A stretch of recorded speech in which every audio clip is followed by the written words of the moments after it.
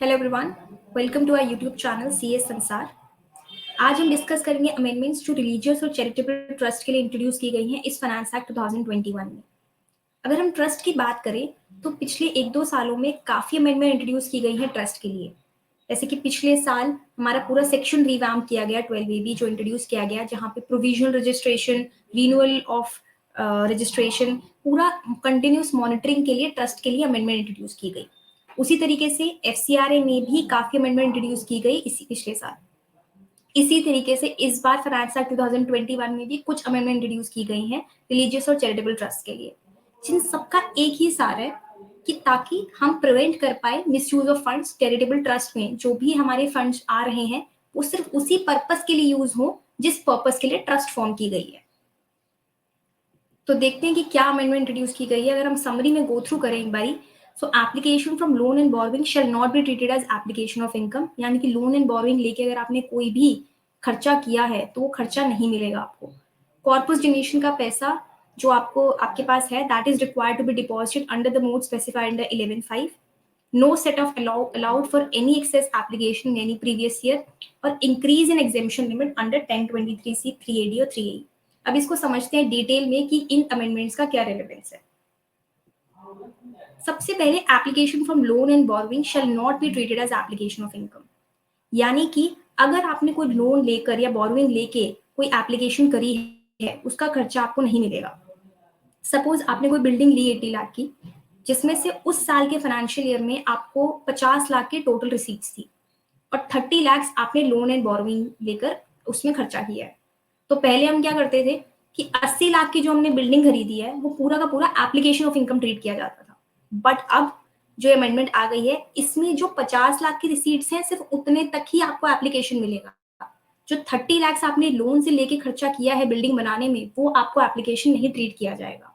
वो कब ट्रीट किया जाएगा 30 लाख? जब आप उस लोन की रीपेमेंट कर देंगे। तो जिस साल में आपने लोन की रीपेमेंट करी वो 30 लाख रुपए आप रीपे करेंगे, उसी साल में उसको एप्लीकेशन ऑफ इनकम माना जाएगा। अदरवाइज अगर आप नॉर्मली लेके एप्लीकेशन कर रहे हैं तो उस साल में लोन लेके अगर आपने कोई भी खर्चा किया है that will not be treated as application of income. तो हमें ध्यान देना है कि हम जो भी एप्लीकेशन ऑफ इनकम कर रहे हैं वो क्या लोन एंड बोरोइंग से कर रहे हैं या अपनी रिसीट्स या अपनी इनकम से कर रहे हैं, क्योंकि एप्लीकेशन उतनी ही मानी जाएगी जितनी आपकी टोटल इनकम है उस साल की, उससे ज्यादा नहीं मानी जाएगी। Next is corpus donation is required to be deposited under the mode specified under 11(5). पहले कॉर्पस डोनेशन का पैसा ऐसे ही पड़ा रहता था, उसको स्पेसिफाई नहीं किया गया था कि आपको 11(5) में डिपॉजिट करते थे। इसके भी कई व्यूज थे कि आपको 11(5) में डालना चाहिए या नहीं डालना चाहिए। अब एक्ट में बहुत क्लियर कर दिया गया है कॉर्पस डोनेशन का जो भी पैसा आएगा उसे आपको 11(5) में डिपॉजिट और इन्वेस्ट करना है। When the corpus donation is received, the same shall be deposited in the mode specified under 11(5). Next बोला गया है कि application for religious or charitable purposes out of corpus donation shall not be allowed as application of income, यानी कि corpus से निकालकर अगर आपने कोई भी खर्चा किया है ट्रस्ट के लिए तो वो एप्लीकेशन ऑफ इनकम नहीं मानी जाएगी।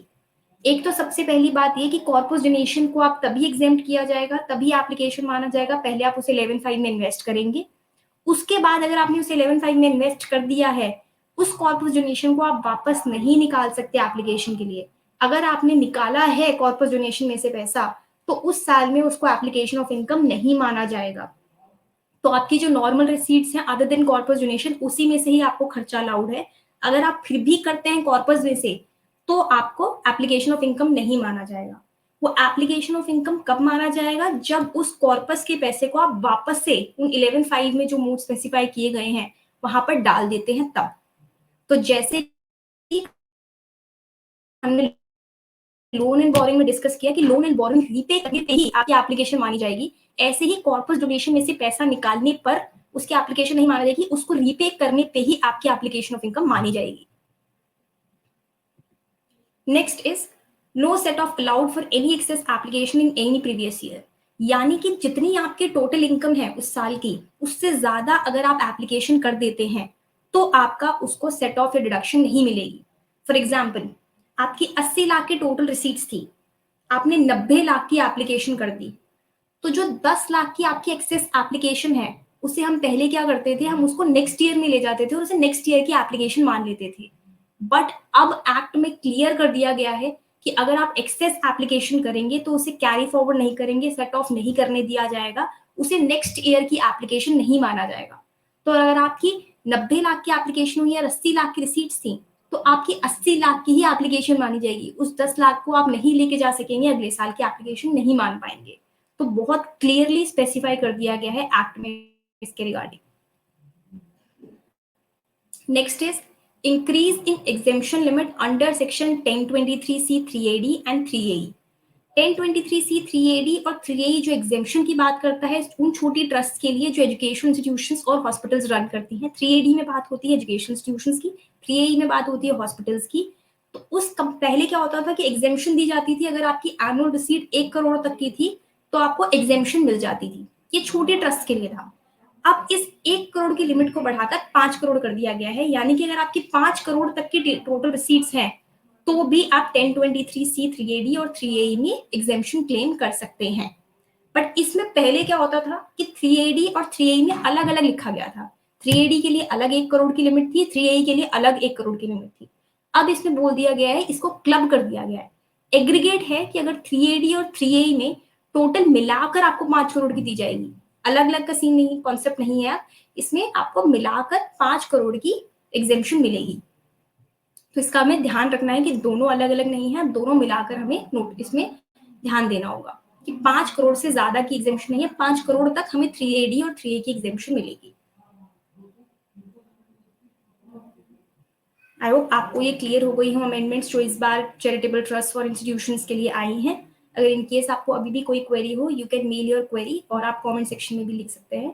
Thank you so much for watching this video. Please share, like and subscribe this video. Thank you.